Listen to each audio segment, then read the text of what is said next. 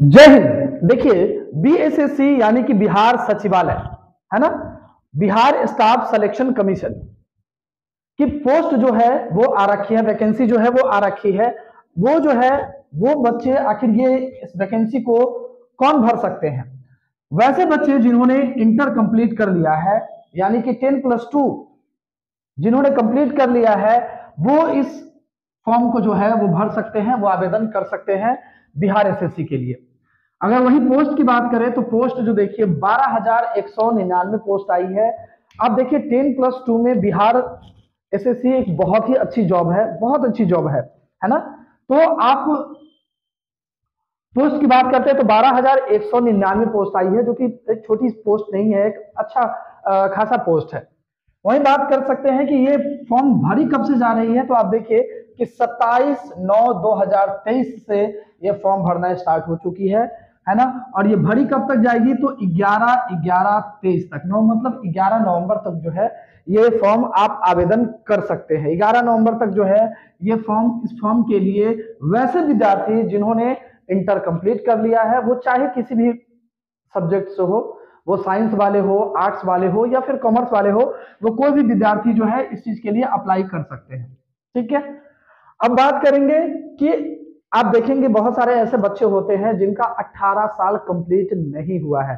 तो आपको ये बता दूं कि वैसे विद्यार्थी जिनका 18 साल यदि नहीं हुआ है तो वो नहीं भर सकते हैं, क्योंकि मिनिमम क्राइटेरिया जो है एज का जो है, जो वैसे विद्यार्थी जो 18 साल, कम से कम 18 साल के होंगे, वही इस फॉर्म को भर सकते हैं। अगर ज्यादा से ज्यादा की बात करें कि सर ये तो हो गया कि कम से कम कितने वाले लोग भर सकते हैं, तो बच्चों ये 18 साल जो कम से कम होंगे वो भर सकते हैं। ज्यादा से ज्यादा बात करें तो ये 37 साल जो है वो मेल के लिए, अगर जो मेल होंगे वो 37 साल के लिए, और फीमेल जो होंगे वो क्या होंगे, 40 साल के लिए भर सकते हैं। आप जानते हो ओबीसी और एससी एसटी के लिए जो अलग से छूट मिलती है, जो ओबीसी होंगे तो ओबीसी होंगे तो उनको 3 साल की छूट मिलेगी, और जो एससी एसटी होंगे, एससी एसटी होंगे उन्हें 5 साल की छूट मिलती है। ठीक है, तो 5 साल एक्स्ट्रा हो जाएगा। अब बात करें कि फी स्ट्रक्चर जो है, मतलब इसका जो है एग्जाम फी कितना लग रहा है, तो देखिए समझिए, अगर इस चैनल पर नए हैं तो आपको कौन कौन सी एग्जाम आने वाली है, कौन कौन सी वैकेंसी आने वाली है, किस पोस्ट के लिए कौन लोग भर सकते हैं, उन सभी चीज के डिटेल्स के साथ तो आपको इंफॉर्मेशन मिलेगी ही। जैसे ही वैकेंसी आएगी वैसे आपको इंफॉर्मेशन मिलेगी, उसके साथ टोटल सिलेबस आपको कैसे तैयारी करना है, किस तरीके से करे, किस बुक से करे, है ना, वो सब चीज मैं आपको यहाँ पढ़ाने वाला हूँ। मैथ्स रीजनिंग के लिए तो आपको सोचना नहीं है, क्योंकि मैं खुद पढ़ाऊंगा, उसके लिए आपको नहीं सोचना है। यदि आप चैनल पर नए हैं तो चैनल को अभी सब्सक्राइब कर लीजिए, और अपने जितने भी फ्रेंड्स हैं सभी को इस चैनल वीडियोस को शेयर कर दीजिए कि और वो भी इस चैनल को सब्सक्राइब कर ले। चलिए ठीक है, समय वेस्ट नहीं करते हैं। एग्जाम फी जो है आपको जितने भी जनरल वाले हैं, है ना, ओबीसी है और ईडब्ल्यूएस है, उनको 540 रुपए का फी लग रहा है। लेकिन अगर वही बात करें एससी एसटी फीमेल का और बिहार डोमिसाइल, मतलब ये एससी एसटी हो, फीमेल हो और वो बिहार के होने चाहिए, उनको जो है 135 लगेगा। साथ में ध्यान रखिएगा, एससी एसटी हो, फीमेल हो, उनको 135 लगेगा। कब? वो केवल बिहार के होंगे तब ही। जो बिहार से बाहर होंगे तो वो चाहे एससी हो, एसटी हो या फिर फीमेल हो, उनको लगेगा इतना ही, 540 रुपए लगेगा। अब बात करते हैं कि एग्जाम की बात करते हैं कि एग्जाम में आखिर पूछेगा, एग्जाम जो है कितने चरण में होती है। तो आपको बता दें कि एग्जाम जो है आपके 2 चरण में होती है। पहला स्टेज जो होता है वो होता है पीटी का, पीटी यानी कि प्रीलिम्स अर्थात प्रारंभिक परीक्षा। ठीक है, दूसरा पेपर, दूसरा जो एग्जाम होता है आपका मेंस होता है। वैसे बच्चे जो पीटी क्वालिफाई कर जाएंगे, फिर वो जो है मुख्य परीक्षा यानी कि मेंस में आप बैठ सकते हैं। ठीक है, अगर पीटी की बात करें तो आप देखिए पीटी जो है 150। उससे पहले हम थोड़ा ये समझ लेते हैं कि आप पेमेंट अगर करते हैं तो वो कैसे करेंगे। देखिए इस बार ओबीसी को जो है वो फी में जो है कोई रियायत नहीं मिली है, कोई छूट नहीं मिली है। जो जनरल और ईडब्ल्यूएस को लग रहा है वही ओबीसी को भी लग रहा है। पे की बात करें तो आप कैसे पेमेंट कर सकते हैं, आपके पास डेबिट कार्ड हो, क्रेडिट कार्ड हो, नेट बैंकिंग के माध्यम से कर सकते हैं, या फिर बैंक में जाकर ई चालान कटाकर आप वहां पेमेंट करके और उसका चालान नंबर जो होगा उस चालान नंबर से आप जो है अपना जब फॉर्म सबमिट करेंगे, भरेंगे, फिल करेंगे, तो उस समय उस इस चालान की डिटेल्स डाल देंगे तो आप जो है आप फॉर्म भर पाएंगे। ठीक है। पीटी मैंने बताया कि एग्जाम में के लिए 2 चरण में एग्जाम होती है, पीटी होता है और एक क्या होता है, मेंस होती है। बच्चों ध्यान दीजिएगा कि पहले जो है आपको पीटी की तैयारी करनी है, फिर मेंस की तैयारी। तो ओवरऑल आपको पीटी और मेंस दोनों एक साथ लेकर चलना है। ऐसा नहीं सोचना है कि पहले पीटी की तैयारी करते हैं, पीटी क्लियर हो जाएगा फिर मेंस की तैयारी करेंगे। हमेशा कभी भी आपको पीटी और मेंस की, किसी भी एग्जाम की पीटी और मेंस की एक साथ तैयारी करनी चाहिए। ठीक है। क्योंकि बहुत ज्यादा का अंतर नहीं होता है। आप लेवल उस तरीके से तैयारी करिए कि जो भी आप तैयारी करें वो पीटी में भी और मेंस में भी, दोनों में आपका बहुत काम है। चलिए पीटी की बात करते हैं। तो पीटी जो है 150 नंबर का आपका एग्जाम होगा, है ना। टाइम जो होगा 135 मिनट का समय मिलेगा, अर्थात 2 घंटा 15 मिनट का आपको क्या मिलेगा, समय मिलेगा पीटी एग्जाम में। अर्थात प्रारंभिक परीक्षा में 2 घंटा 15 मिनट का समय मिलेगा। ठीक है। अब पूछेंगे कि पेपर कौन कौन से होंगे। तो पेपर की बात करें तो एक सामान्य जागरूकता का पेपर होगा जो कि 50 क्वेश्चन होंगे जिससे। दूसरा उसमें बात करें तो मैथ्स और साइंस से 50 क्वेश्चन होंगे और रीजनिंग से जो है आपके 50 क्वेश्चन होंगे। जो बच्चे आप थोड़ा सा मेहनत कर देंगे ना, मैथ्स और रीजनिंग, देखिए मैथ्स, रीजनिंग और साइंस यही मिलाकर आपके 100 नंबर हो जा रहे हैं। 50 नंबर सामान्य जागरूकता का है। अगर आप थोड़ा सा मेहनत करेंगे, रीजनिंग में 50 में 50 लाना कहीं से कुछ भी नहीं है। आप केवल बने रहेंगे ना तो 50 में 50 आपका यूं आने वाला है रीजनिंग। मैथ साइंस में अगर जो बच्चे मान लीजिए जिनका, मैं तो मैथ्स की गारंटी ले रहा हूं, आपके जितने भी मैथ्स के प्रश्न आएंगे सभी मैथ्स के क्वेश्चन मैं बनवाने वाला हूं आपको, कि आपके एग्जाम में प्रश्न नहीं छूटेंगे। इसलिए मैं बोल रहा हूं कि यदि आप चैनल पर नए हैं, पहली बार आए हैं, तो चैनल को सब्सक्राइब कर लीजिए और चैनल को बेल आइकन दबा लीजिए ताकि वीडियो में डालूं तो आपको नोटिफिकेशन जो है वो पहले मिले। ठीक है। तो मैथ के भी जितने भी प्रश्न आएंगे वो बहुत आसानी से बना लेंगे आप। साइंस के लिए भी जो है, साइंस आप मेहनत करेंगे, मैं बताऊंगा कैसे कैसे मेहनत करना है, उन सभी चीज की डिटेल्स में बताऊंगा। सामान्य जागरूकता की बात करते हैं, उससे आपका 50 नंबर का एग्जाम होगा। वही बात करें कि प्रत्येक क्वेश्चन जो है आपका 4 नंबर का होगा। मतलब एग्जाम जो है 150 क्वेश्चन है ना। और ये एग्जाम होगा 600 नंबर का। कितने नंबर का होगा? 150 क्वेश्चन 600 नंबर, यानी कि एक क्वेश्चन के लिए आपको 4 नंबर दिया जाएगा। कितना नंबर दिया जाएगा? 4 नंबर। लेकिन एक क्वेश्चन अगर गलत होता है आपका तो 1 नंबर सीधा काट लिया जाएगा, क्योंकि दिया जो जा रहा है 4 नंबर, है ना। यहाँ निगेटिव मार्किंग का क्या हो जाएगा? 1/4 है। बात समझ में आ रहा है? वैसे बच्चे जो पीटी जब क्वालिफाई कर जाओगे बच्चों आप, तब आपको मौका मिलेगा मेंस में बैठने का, यानी कि मुख्य परीक्षा में। मुख्य परीक्षा में आपको 2 पेपर होने वाला है ना। मुख्य परीक्षा में आपको 2 पेपर होने वाली है, पेपर 1 और पेपर 2।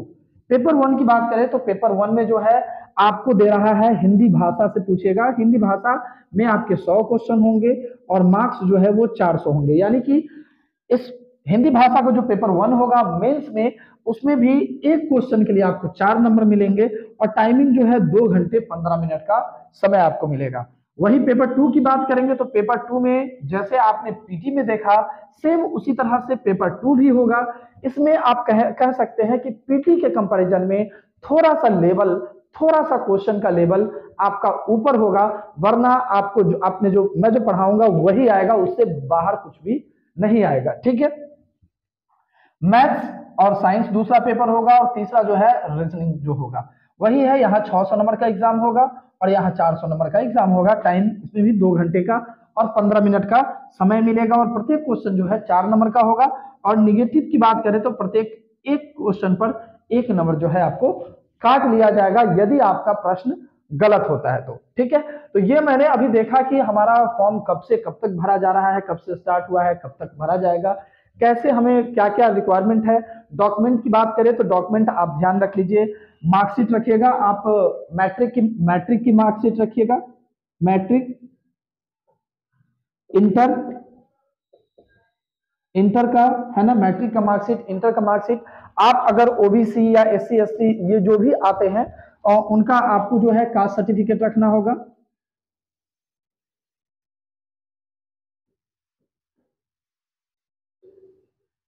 कास्ट सर्टिफिकेट रखना होगा आपको। है ना।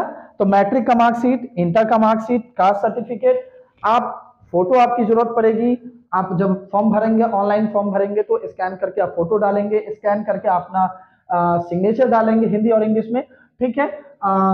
उसमें जो है अपना सिग्नेचर डालेंगे, ये सब डिटेल्स कर और ये आपका डॉक्यूमेंट जो है वो सबमिट करना पड़ेगा, ठीक है। एक आवासीय प्रमाण पत्र भरना पड़ेगा, क्योंकि आप यहाँ डोमिसाइल की भी बात की जा रही है, तो आपको आवासीय प्रमाण पत्र भरना पड़ेगा, है ना। रेसिडेंशियल सर्टिफिकेट चाहिए होगा, रेसिडेंशियल सर्टिफिकेट। तो रेसिडेंशियल सर्टिफिकेट, ये 4 डॉक्यूमेंट तो आपको चाहिए ही चाहिए, ठीक है। ये 4 डॉक्यूमेंट चाहिए। तो ये ओवरऑल हमने समझ लिया कि कैसे कैसे आपकी एग्जाम जो है कैसे होती है। लेकिन अगर वही पीटी की बात करें तो पीटी में आखिर क्या क्या पूछता है, चलिए अब हम इस पर बात करते हैं कि अगर पीटी की एग्जाम होगी तो पीटी में आपका क्या क्या पूछेगा। और जैसे मैंने बताया ना, पीटी में सामान्य जागरूकता है, मैथ्स है, रीजनिंग, साइंस है, रीजनिंग है, तो इन सभी में से क्या क्या आपके कौन कौन सा चैप्टर, इस बात का ध्यान रखिएगा कि जब तक जिन बच्चों का सिलेबस जो है अगर आपके दिमाग में नहीं छपा है तो फिर आपसे एग्जाम नहीं निकलेगा। मैं क्लियर बोल देता हूं, इस बात को बुरा नहीं मानिएगा, लेकिन सच्चाई यही है। अधिकतर बच्चे तैयारी तो करते हैं, लेकिन उनका एग्जाम में क्या पूछा जाएगा अगर पढ़ा जाए तो पढ़ने के लिए तो बहुत सारा है, लेकिन आपके पास उतना समय नहीं होता है। तो बच्चों, हार्ड वर्क के साथ स्मार्ट वर्क भी करना बहुत जरूरी है। जब तक आप स्मार्ट वर्क नहीं करेंगे, जीवन में हर जगह आप पीछे रह जाएंगे। इसलिए हार्ड वर्क के साथ स्मार्ट वर्क करें। देखिए, आपके बीएसएससी के जो पीटी की एग्जाम यानी कि प्रारंभिक परीक्षा होगी, और उस परीक्षा में आपके कौन कौन से चैप्टर से प्रश्न आएंगे, जैसा कि आपको बताया गया पहला कि सामान्य ज्ञान से, है ना। सामान्य ज्ञान में कौन कौन सा चैप्टर होगा, सामान्य जागरूकता वाले प्रश्न होंगे आपके, है ना। सामायिकी के प्रश्न होंगे, भारतीय इतिहास से प्रश्न होगा, हिस्ट्री वगैरह से प्रश्न होंगे, संस्कृति से और अर्थव्यवस्था, इकोनॉमिक्स से और कल्चर से जो है आपके प्रश्न। आप ध्यान रख लीजिए, इकोनॉमिक्स से 3 से 4 क्वेश्चन होंगे ही होंगे, क्योंकि ये 50 क्वेश्चन, इससे 50 मार्क्स के प्रश्न होंगे, तो इससे आप 4 से 5 प्रश्न जो है आप इकोनॉमिक्स से आप मान सकते हैं। संस्कृति से जो है, कल्चर हमारा जो है उससे प्रश्न रहेगा, उसमें स्पेशल अब बिहार से रिलेटेड जरूर पढ़ लीजिएगा, स्पेशल बिहार जो है आप उस पर ध्यान दीजिएगा, है ना। पड़ोसी देश और उसके इतिहास, हमारे जो भी पड़ोसी देश है उससे जुड़े जो इतिहास है वो आपको पढ़ लेना है। अर्थव्यवस्था, इकोनॉमिक्स और संस्कृति उनकी भी है जो, वो भी आपको पढ़ना है। तो ये हमारा सामान्य ज्ञान में ये चैप्टर पूछेगा। सामान्य गणित और विज्ञान की बात करते हैं, मतलब साइंस, है ना। मैथ्स की बात करते हैं और साइंस की बात करेंगे। मैथ्स में भी बहुत ज्यादा चैप्टर नहीं, बहुत प्लस पॉइंट है कि लिमिटेड चैप्टर आपसे पूछा जा रहा है बिहार एसएससी में। पहली बात अगर करते हैं साइंस से, तो भौतिकी विज्ञान है, भौतिक विज्ञान है, यानी कि फिजिक्स है, रसायन विज्ञान, केमिस्ट्री से आपके प्रश्न होंगे, जीव विज्ञान से आपके जो है यानी कि बायो से प्रश्न होंगे। तो आप इसमें ध्यान रखिएगा, बायो से ज्यादा प्रश्न होंगे, फिर दूसरे नंबर पर आप भौतिकी रखिएगा और तीसरे नंबर पर आप केमिस्ट्री रखिएगा, ये होगा। वहीं मैथ्स की बात करते हैं तो मैथ संख्या प्रणाली, नंबर सिस्टम से प्रश्न होंगे और अच्छे प्रश्न होंगे नंबर सिस्टम से। नंबर सिस्टम के प्रश्न आपके प्रत्येक एग्जाम में जो है अच्छे नंबर में पूछे जाते हैं, ठीक है। दूसरा, रेशियो एंड प्रोपोर्शन, ये भी बहुत इंपॉर्टेंट है। अभी जो मैं वीडियो डालने वाला हूं नंबर, रेशियो एंड प्रोपोर्शन का, औसत का, परसेंटेज का, संख्या प्रणाली, एलसीएम एचसीएफ, सभी के वो डालने वाला हूं वीडियो, जो आपने बीपीएससी के लिए अगर भरा हो, बिहार एसएससी के लिए भरा हो, ये सभी चीज के लिए आपके लिए बहुत ज्यादा इंपॉर्टेंट है। चैनल पर नए हैं तो चैनल को भी सब्सक्राइब कर लीजिए, ठीक है। तो आपका नंबर सिस्टम से प्रश्न होगा, तो नंबर सिस्टम से आप मान लीजिए बढ़िया प्रश्न होंगे। आप अप्रोक्स आप मान सकते हैं कि 3 प्रश्न जो है नंबर सिस्टम से होगा। रेशियो एंड प्रोपोर्शन से भी आप मान लीजिए 3 से 4 प्रश्न रेशियो एंड प्रोपोर्शन से हो सकते हैं। परसेंटेज से अच्छे प्रश्न होंगे, एवरेज से जो है अच्छे प्रश्न होंगे, और डेसिमल और फ्रैक्शन, दशमलव और भिन्न से जो है वो भी आपके प्रश्न होंगे अच्छे खासे, ठीक है।